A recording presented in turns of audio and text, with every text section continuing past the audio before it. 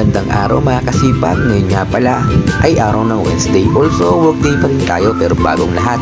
Huwag kalimutan tumawag sa itaas para sa pang-araw-araw nating kaligtasan. Ngayon nga pala mga kasipag, magluto tayo ng adobong atay ng manok. Kaya tara mga kasipag, samahan nyo akong lutuin ang ating ulam ngayong araw.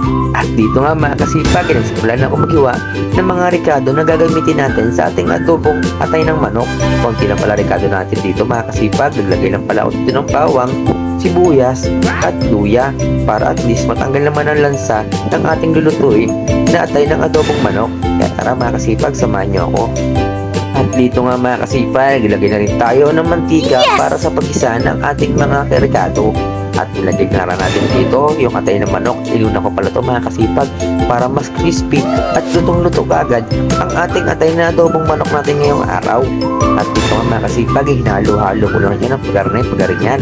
At maglagay na rin tayo ng kaunting paminta dito para naman lumasa to at mas kumakumpleto ang sarap nito. At syempre hindi mawala si Magic Sarap. Baka naman Magic Sarap. At dito nga mga kasipag, iantay natin kumuluto. At dahil kulo na ang ating kinigisan atay na manok at ang mga ricado nito, ay hinalo-halo ko lang to para mas manood na ang lasa ng ating adobong atay ng manok. Eto nga, talagay ko na ang ating additional na ulam. Maglagay rin pala ako ng 2 itlog para syempre mas additional ang ulam natin. At lagay rin pala ako ng sili, pampagana sa ating lulutuin at ating ulam ngayong araw. At dito nga mga kasipag, ito na yung finished product natin. At tansya ko dito mga kasipag, ay maraming kanin naman ang kakainin natin ngayong araw.